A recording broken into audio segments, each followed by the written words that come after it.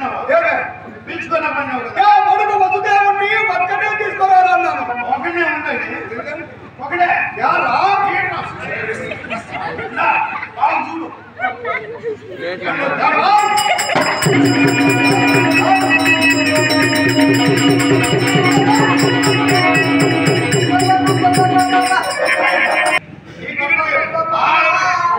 కోళ్ళు మేతకు పెడతాను బాబా బాబా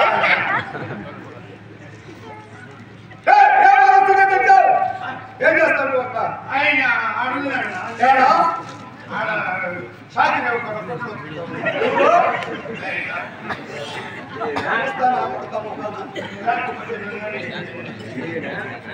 మహారాజా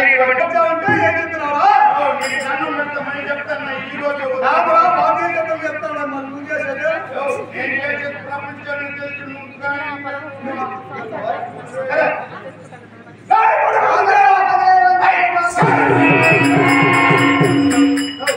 సాధించిన నీ దొంగతనంలో మెల్లిగా పన్ను పట్టుకొని కూర్చుంటా మారి ఉండాలి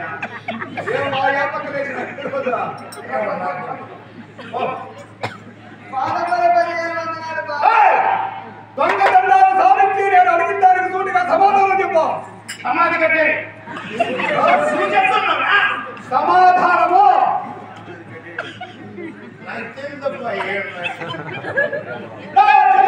దేవతీదేవికి నీవంటే ఇష్టమని మీ ఊరికి పెళ్లి గావించి రథములో కూర్చొని పెట్టుకొని ఆ రథానికి నేను సారథిగా ఉండి నిలబెట్టుకోకుండా కూర్చొని పెట్టుకునే ఉన్నాను ఈ మధురా పట్టణమంతా ఊరేగించే సమయంలో ఊళ్ళో వచ్చులు పోసినప్పుడు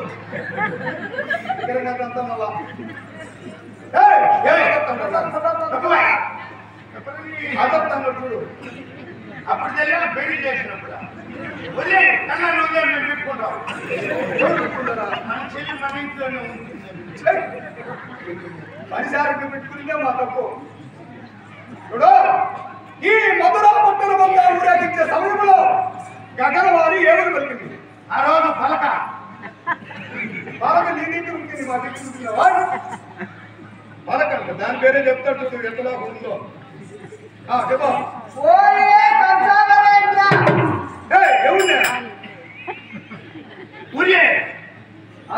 మహారాజు గగనవారి పలికిన పలుకులు చెప్పు. ఆ రోజు కలుపు తీసి చెప్పు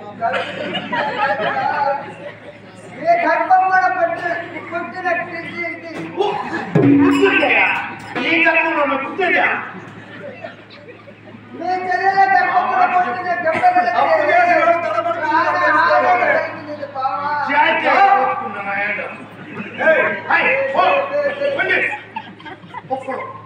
పలికింది కదా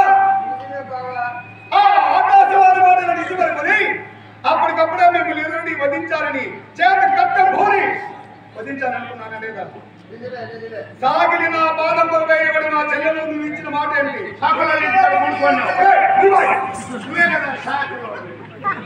సాగిలి అంటే ఒంగి దండాలు సాగిలి అంటే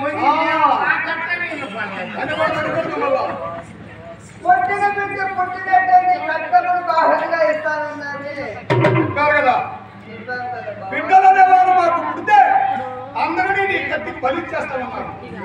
ఎంతమందిని ఇచ్చారు?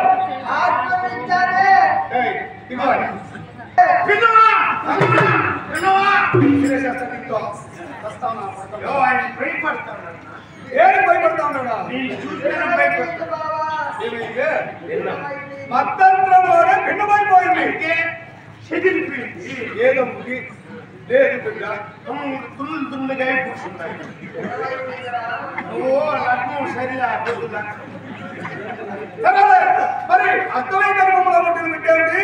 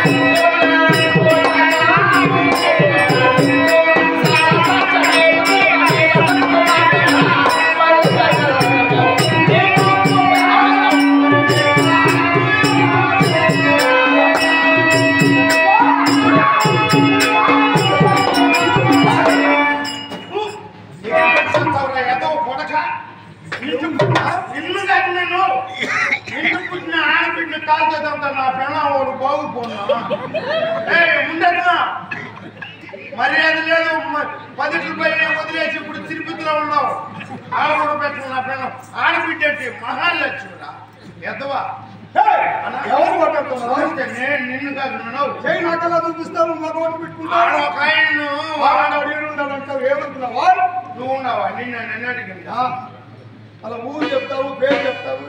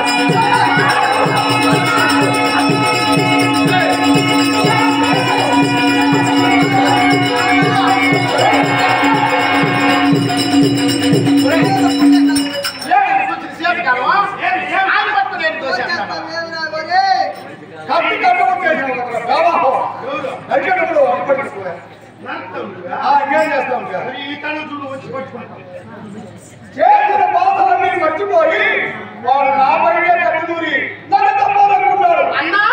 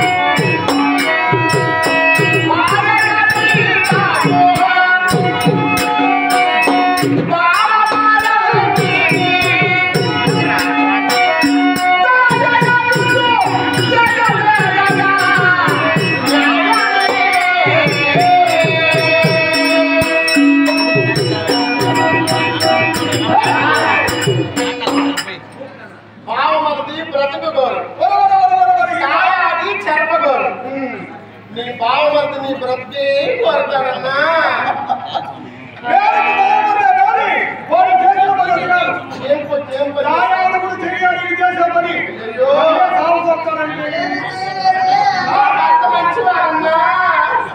చెప్పాను కదా ఇచ్చిన నాతో దోషించి ఏం పని చేశావన్నా